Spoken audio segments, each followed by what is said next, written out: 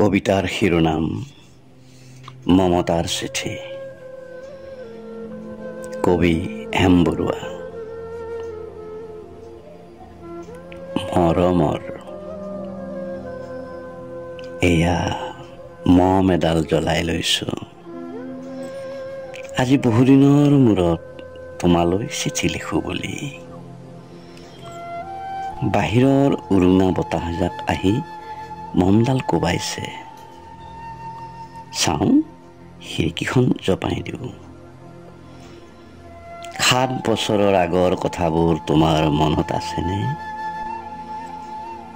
আমি যে নতুন জীৱনটোৰ পাতনি মেলিছিলো, মোৰ গাত সেই অচিনাকি নিচা বাৰুকে লাগিছিল। সিদিনা আছিল কাতিৰ কুঁৱলীখনা কোমল পুৱা, পদূলিত তলসৰা শেৱালিবোৰ উপচি আছিল, আৰু সন্ধিয়া মই তোমালোকৰ ঘৰলৈ নকৈ আহিবৰ দিনা আকাশৰ মেঘৰ মোহনাত হালধীয়া জোনটো নাওখন লৈ আমাক যে ৰিঙিয়াই মাতিছিল তৰাৰ দেশলৈ। মই লোৱা কঁকালৰ ৰিহাখনলৈ তুমি বাৰু তেনেকৈ কিয় একেথৰে চাইছিলা? মোৰ কেনে লাগিছিল জানা? তুমি যেন কোনোবা দূৰ বিদেশৰ স্বপ্নটোৰ আলোকৰ মানুহ, আৰু মই যেন তলসৰা এপাহ শেৱালি।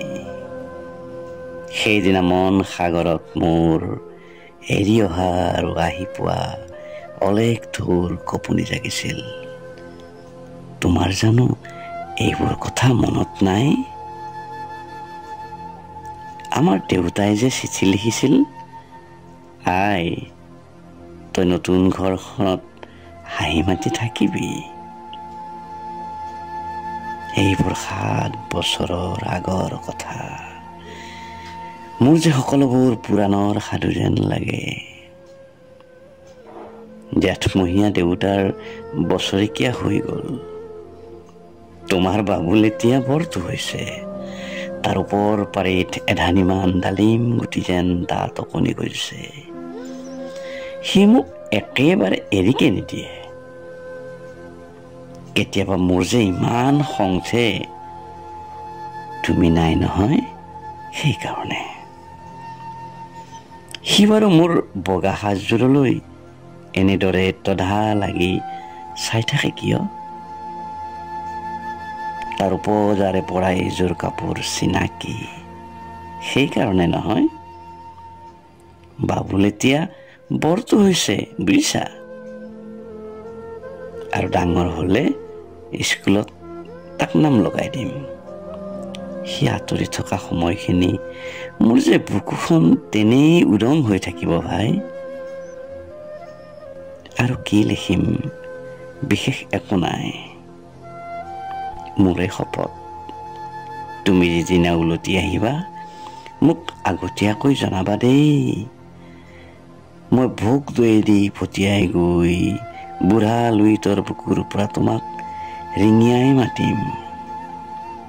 তুমি যিদিনা উলটি আহিবা মোক আগতীয়াকৈ জনাবলৈ নাপাহৰিবা দেই। মৰম লবা, ইতি তোমাৰ মমতা। পুনশ্চ। এইবাৰ বুজিছা, মাঘৰ মেজিৰ জুইকুৰা বৰ ৰঙাকৈ জ্বলিছিল। আমাৰ আইতাৰ কলি ছাগলীজনীৰ 2টা পোৱালি জগিছে, এটা শুধ বগা আৰু আনটো পখৰা। ধন্যবাদ।